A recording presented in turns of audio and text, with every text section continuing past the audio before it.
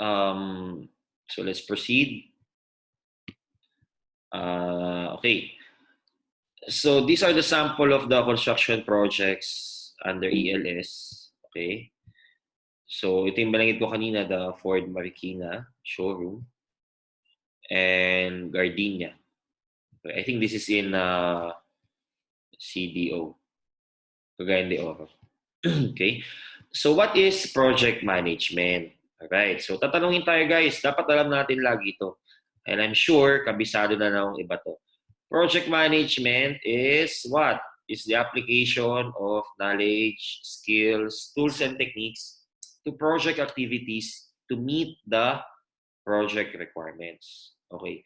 Guys, this is the application. Okay? Application. So if you're not applying it, then you're not practicing project management. Okay? So right now, we are learning the knowledge. Okay? So paano may apply kayo? Okay, yung tools naman, guys, like for example, itong Zoom. So these are tools that you can use to do project management. Alright? So yung mga iba pa guys, tuturuan namin kayo. Skills, the techniques.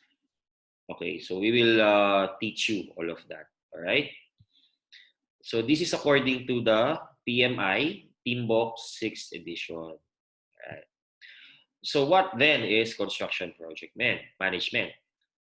Construction project management then is the application of knowledge, skills, tools, and techniques to construction project activities to meet the construction project requirements. So if you can see, we just added the term construction. All right? So this is still the definition of the project, but we're just managing a type of project, which is construction. All right?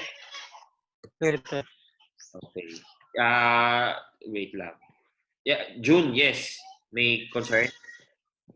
Wala sir, hinarap ko lang yung ako. Sige. I-mute lang muna. Sorry. Okay.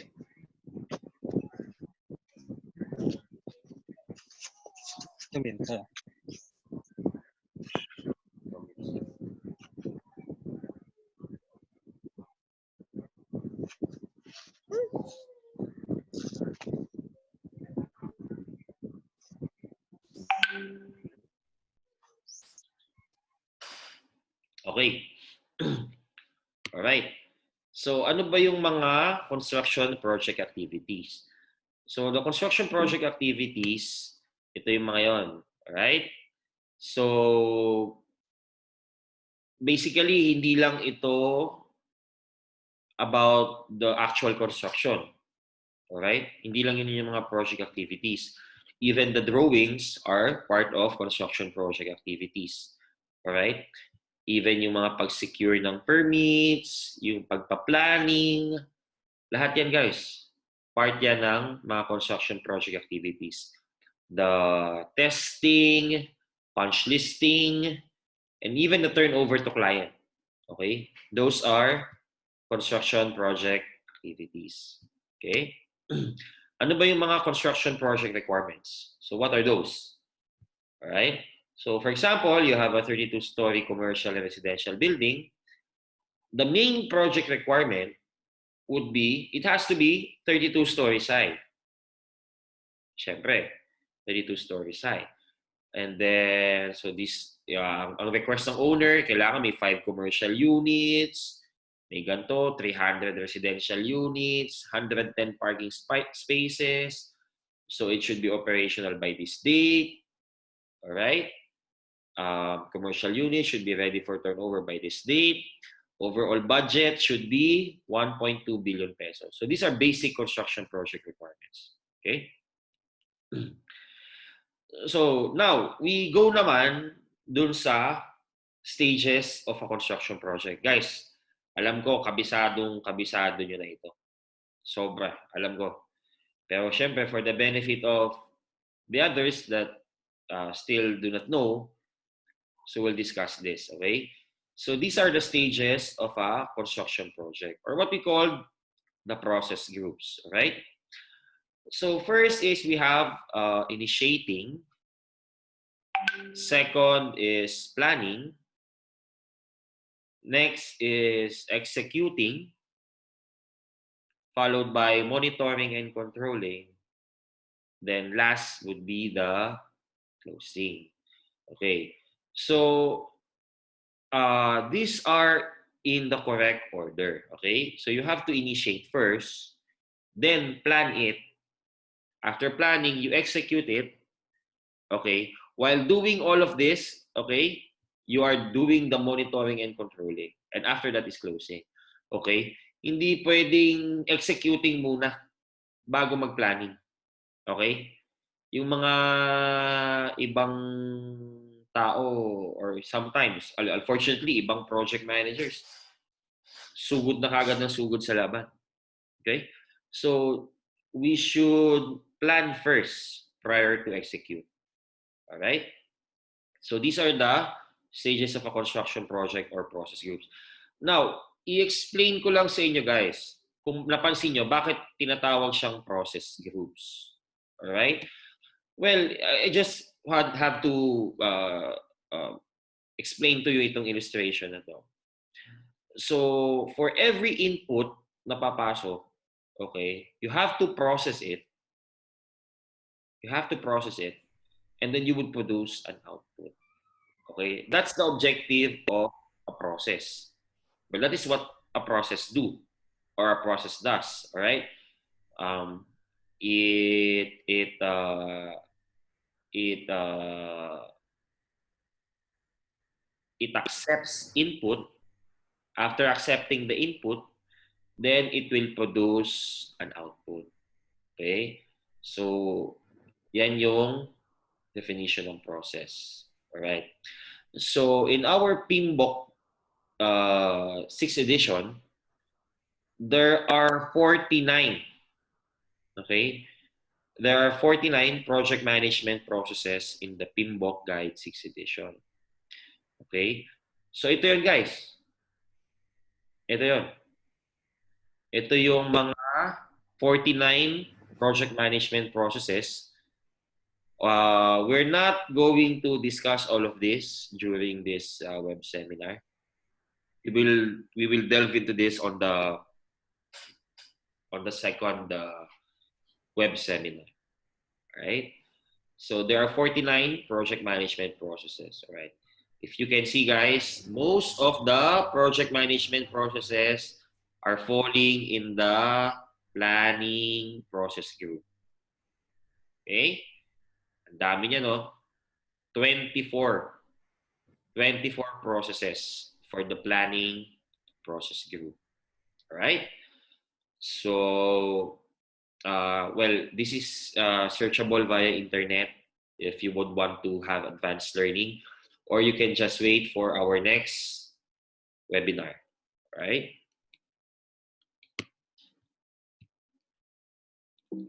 Okay. So, we proceed with the first process group or the first stage, okay? The initiating, all right? So, initiating, just like on a racetrack, all right? So, you're just about to start, right? You are about to start. Someone has to initiate first before you can start. All right? Hindi pwede na, okay guys, let's build something. What are we going to build? Okay, so someone has to initiate, okay, I would want to create a building. Okay, so yung mga nag-initiate niyan, these are the project owners, okay, or our clients. Okay, so the first step is initiating. Initiating is a stage where the project proponent or the client, together with the project management team and architect, develops the project charter. So in actual practice, hindi masyado ginagawa ito. Hindi na masyado fino-formalize itong tinatawag na project charter. Alright? Pero if you're going to follow the Project Management Institute, the international standard, we have to do this. Alright? So, this is what a simple project charter should look like. Okay? This is a brief overview of the project requirement and objective. Right? The proposed 32-story commercial and residential building is the construction of a 32-story building, of course, with mixed-use requirements to serve the needs of students and related parties, with an estimated budget of 30,000 per square meter. The building should be ready for occupancy by year 2021, preferably 2 months before the start of the first semester. So this is a simple project charter. Okay, the owner is defining what is his main requirements. So these are the high-level requirements and objectives. So meron din siyang, of course, you have to have an estimate on how much will it cost. Okay, guys, just an estimate, all right? And how long will it take, right? A rough estimate only. Okay. The next process group is the planning. Okay. As you can see in the illustration, guys, when you plan, you have to plan with a group. All right. Never plan by yourself. Okay. If you're doing a project which involves many teams, okay, which involves a team, you have to plan with your team. Okay? But if you're doing an individual project, like for example, you're doing, let's say, uh, a personal relief goods project, o pwede ikaw na lang ang magplano. Right? But if, for example, for a construction project, which is considered a very complex project, no? So you have to plan with your team. All right? There is a saying that if you plan to fail, if you fail to plan, you plan to fail. All right? So, okay. So, yun yung planning. Okay? So, planning is not all about drawings for construction projects. Okay? It also involves the following. When you say planning, it's not all about the architectural plans, structural plans, electrical plans. Well, to be honest with you guys, yung mga yon are part of executions. Part of the executing na yan. Okay? So, hindi talaga totally part ng planning yun. Okay? It involves the following. What is the scope planning, schedule planning, the budget, the procurement, schematic design, okay, and more. All right? So, the next stage or the next process group is executing. All right? So, this is the fun part. These are where most of us are immediately immersed after, let's say, being deployed. Okay? So, sabak agad. So, right now, we're trying to to alter that or to change that setup. All right? For our new projects, the project engineer or the project team would be involved very earlier. All right? Because it's hard to execute something that you did not plan or you are not part of when they planned it. All right? So, yun ang babaguhin ng ELS. All right? So, executing is implementing what was planned. Plainly put. All right? Executing is implementing what was planned. So this is typically the longest among all the stages of construction. Right? So these are very different compared to, let's say, a wedding project. Wedding project, it takes months or, well, some mga OC, they even plan within in years. Okay? But the execution part is just for one day. Okay? So imagine niyo, no, planning is how many years and then the executing part is just one day. For the construction naman, well, wala naman tayo sa China, no? Sa China, they can execute in 30 days. Okay? They can build buildings in 30 days. But for us, the Philippine setting, it's typically the longest among all of the stages of construction. All right? Okay. So next. So while doing the executing, you have to do the monitoring and controlling. So this is making sure that what is planned is being executed based on the imposed measures and standards. Okay. So planning is, di ba, is planning what you need to do. Alright? So executing naman is doing what is planned. Monitoring and controlling naman is comparing what you have planned versus what you are doing. Alright? Nagets niyo yung logic niya, guys? Sa case kasi natin, guys, it doesn't mean that when you plan for it, automatically it will be executed. Okay? So that is a dream world. But in actual setup, in real world, all right, even if you plan for something, definitely it will not be executed. All right? So you have to impose measures. So you have to do monitor and controlling to make sure of it. All right? Okay? So sa construction, this includes the following: the pile dynamic analysis to check if uh, our piles are of the correct strength, the compressive strength test, which is the concrete, right? The strength of the concrete in terms of PSI, pressure test for water line. So we're doing the testing and commissioning to make sure that all of the system is doing perfectly okay. Meager tests, and then of course, if may mga non-compliances, you have to monitor and check if it has been done. And usually the last would be the punch list and monitoring. All right? Okay.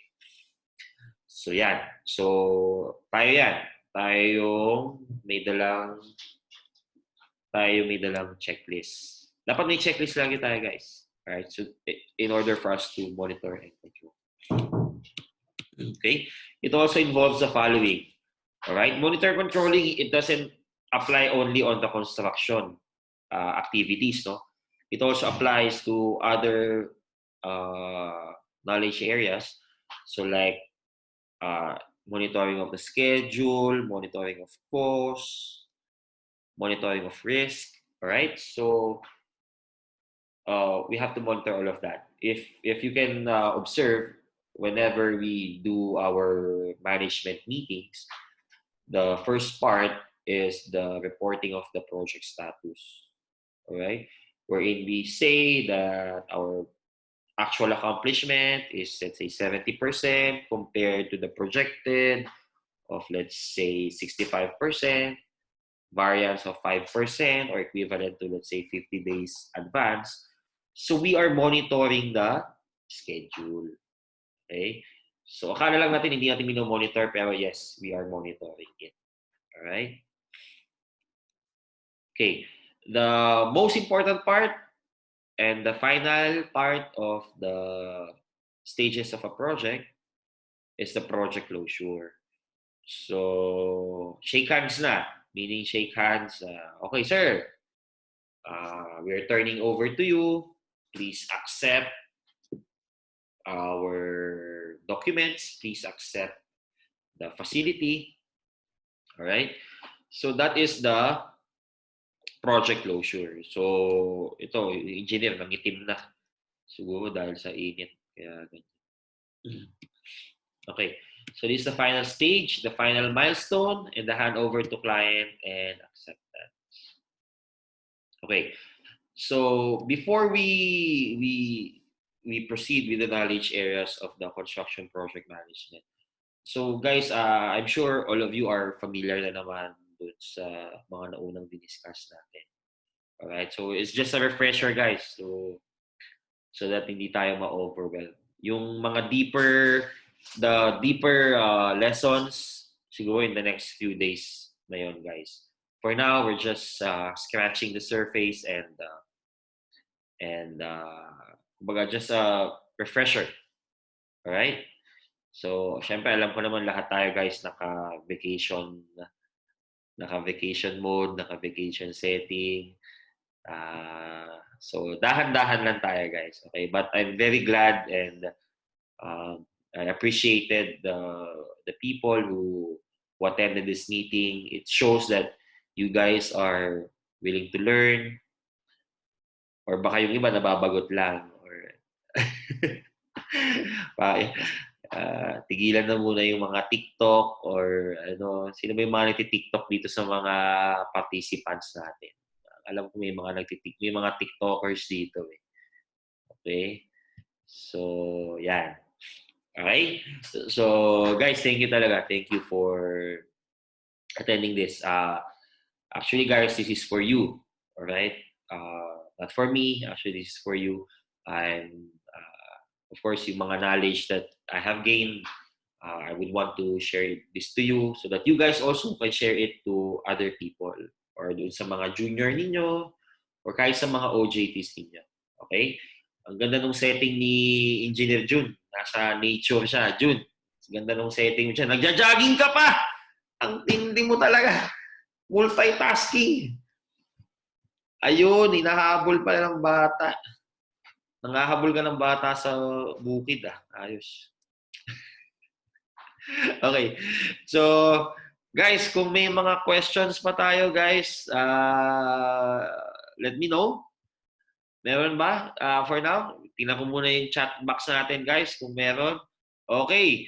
Malinis na malinis yung chat box natin. Lagyan natin ng hi. Okay. Hindi po tayo magpapabingo, guys, ha? Hindi tayo magpapabingo. Wala pong mangyayaring palaro or mamimigay ng pera. Wala po tayong ganon. Tayo po ay web seminar lang. Wala ba raffle? Ayun, meron na may raffle. Huwag kang mag-alala, Mark. Hindi ka mawawalan. Huwag kang mag-alala. Hindi ka mawawalan. Okay? So, inahamon ko po yung mga mayayaman dyan. Ilabas niyo po yung mga yaman ninyo. Ha? Ano? Meron tayong ditong 2 sako ng bigas dito, ha? Yung mga mayayaman dyan, ha? Visit. Okay. Sige, may mga question pa muna tayo, guys. Dali lang. I-unmute ko muna kayo lahat, guys, para naman makapag-participate. Sorry, naka-mute pala kayo. Ayan! Naka-unmute na kayo, guys. Pwede na kayo tumartan.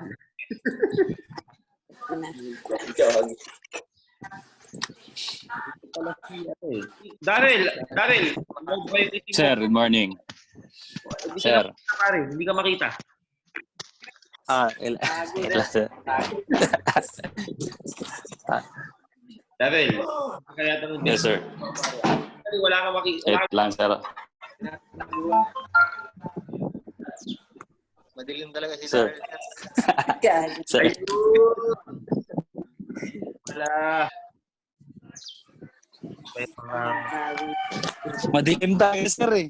Oo. Madilim talaga yan. Si Daryl pa ba, sir? Okay lang yan. Okay lang yan. Okay. Si Mart, hindi gumagalaw ah. Oo nga, sir eh. Ha? Mukhang Hindi lang eh. baka may Cesar Montano to. Ayun! Iyo, no?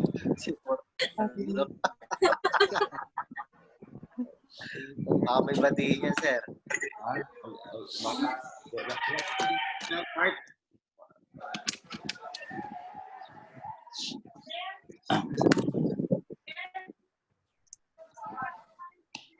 Okay. May mga question, Pogi, oh. may mga question tayo, guys, before we proceed. So, guys, meron na Sir, tayo. may tanong ko. Sino yan? Sir, Darrell? Bakit? ako.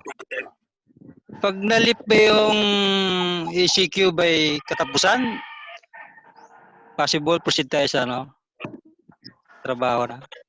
Sige. Napakaganda nung katanungan ni Jude. Wala galing. Native na related. Sa totoo lang, guys, well, since tinanong mo na rin Jude, these are what we call uncertainty. Right? So, we are not really actually sure if the will be lifted by April 30. There are rumors, even yung sa mga armies, DOAs, mga local government that well, this might be extended. Okay? So this might be extended pa.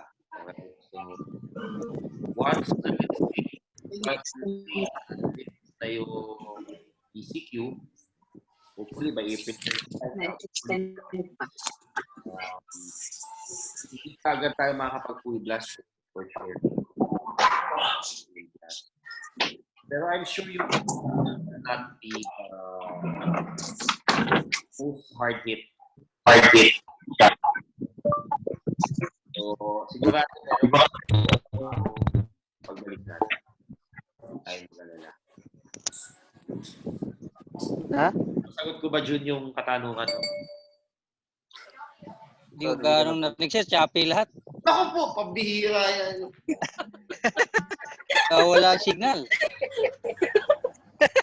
Hindi, may record naman sir. Review ko na lang.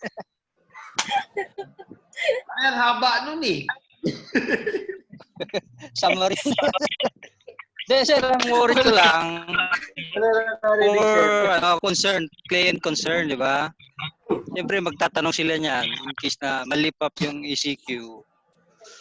Siyempre meron tayong dapat information sa mga client na tayo as a management is right away mag-start na rin sa project o sa mga site.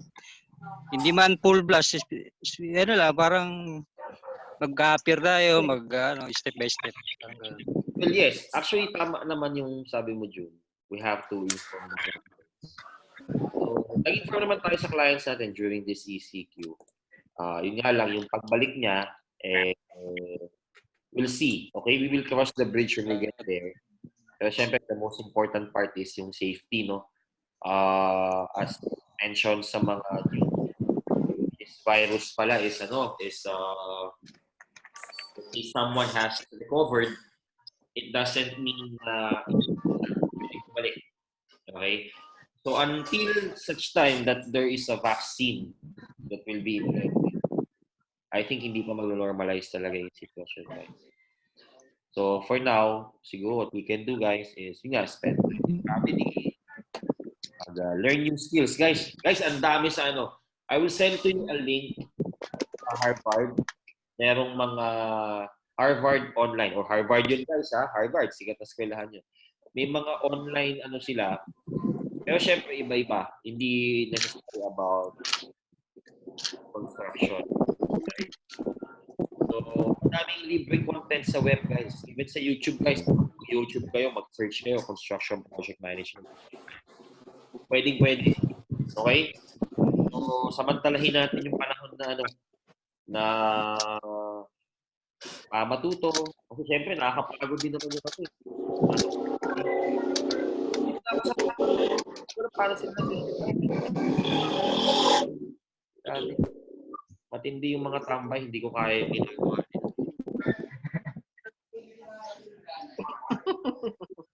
Okay. Oh guys, any questions pa guys? June, nasagot ko ba June? Choppy ulit. Okay na sir, okay na.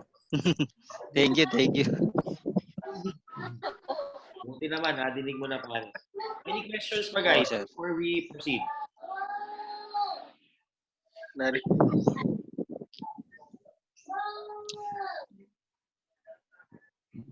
pa guys before we proceed?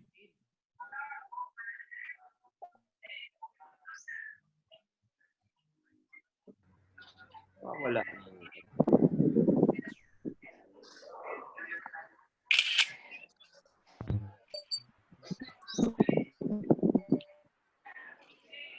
Okay, so may remaining tayo na 7 minutes. Then we have to I have to launch another meeting. Sige, pasadahan na natin po guys. Okay.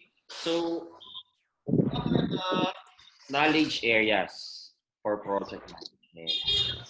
Ako, bumili ko muna kayo lahat. Dali lang.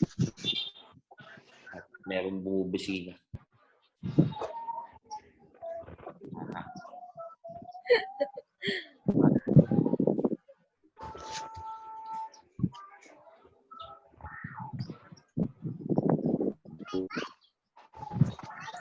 No?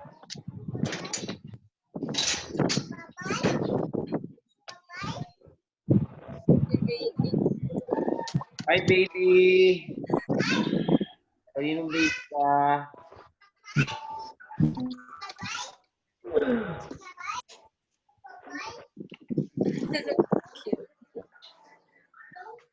Oh, guys, ha, yung ano dyan, mamaya, pagkatapos ng quarantine, Sige. madami buntis, ha? Ano muna tayo? Planning muna.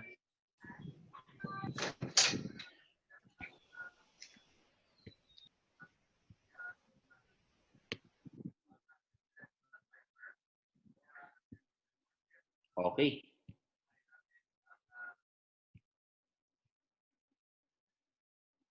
Alright. Okay.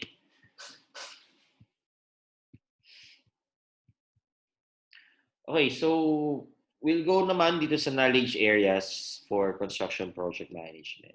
Alright? So, what are the knowledge areas? So, integration, scope, schedule, cost, quality, resource, communications, risk, procurement, stakeholder. So, kabisado nyo na lahat to guys, I'm sure. Tama ba? Kabisado pa. Right. Very good. So, we'll discuss one by one, but just scratching the surface, so very, very general. Okay. Integration management is basically combining all and coordinating the various process and activities within the process groups. Right? So, integration. Next is the scope management. So scope management ensure the project includes all the work required and only the work required to complete the project successfully. Okay? So, guys, pag nakita niyo yung scope, di ba scope yan? Ito yung scope eh. Telescope, microscope, periscope, any scope. Alright? This scope, if you look at this, guys, di ba may parang may malinaw dyan. And then, syempre, yung mga nasa labas, hindi mo na makikita yun. Okay? So, that is what a scope is. Alright? What is included doon sa scope and what is not included. Alright? So, you have to focus on what is only included. Alright? So, yun. Kaya siya tinawag na scope. Okay? So, doon ang galing yung scope na term. Okay? So, going back, so yan. So, you have to focus on the scope of the project. Do not mind all of the others not part of the project. All right? Next. So, yun. You have to be aware of what we call the scope creep. Guys, ano ba yung scope creep? Scope creep is basically extending the scope. All right? Ibig sabihin, padagdag ng padagdag yung scope. So, beware of scope creep. Alright? So, usually kasi, di ba, may napag-usapan, okay, ganito lang ang gagawin natin. And then let's say the owner will come and say na, oy, gusto ko ganito guys, gusto ko ganito. Gusto ko dagdagan mo ng pangalawang floor. Gusto ko dagdagan mo ng mezzanine. Okay? So, you have to be aware of that. Okay? So, as much as possible, as a project manager, you have to avoid unnecessary na mga changes. Because, if ang scope mo is padagdag ng padagdag, then definitely, your cost and your schedule might be affected. Alright? So you have to be aware of the scope creep. Alright? It is your job as a project manager to control the scope. Alright? I'm not saying, guys, that you have to disapprove or deny the request of the owner in terms of changes of scope. But of course, you have to validate it first. Okay? There are ways and means on how to manage yung mga owners, yung mga stakeholders. Let's say if they want something, all right? So it's your job to keep it in what we call a leash. Okay? Sort of a leash. Okay? You have to control it. Okay? You have to protect your scope, guys. You have to protect your scope. Okay? So very important tong scope. Hindi ibig sabihin na like the owner comes to you and say, "Oh, engineer, I want to build an additional roof deck." And then all of a sudden, you're just going to say, "Yes, sir. Go na natin yan, sir. Walang problema." Alam mo na yun, minsan, nag-show off ka. No. As a project manager, no. You have to avoid that. Okay? As much as possible, you stick with your scope. Okay? Kaya nga, di ba, usapan, di ba? Plan, plan what to do and do what is planned. Okay? So, yun. Okay, so beware of scope creep, guys, and protect your scope. Okay. Next naman natin is schedule management. So, very self-explanatory to. Schedule management. Okay? Managing the timely completion of the project. I would just like to focus on these two terms, no? The fast tracking versus crashing. I'm sure most of you have heard this multiple times. And most of the time, guys, these are used interchangeably. All right? So, syempre, as a project manager, we have to know what is the difference between fast tracking and crashing. Okay. Now, both of these methods, fast tracking and crashing, this has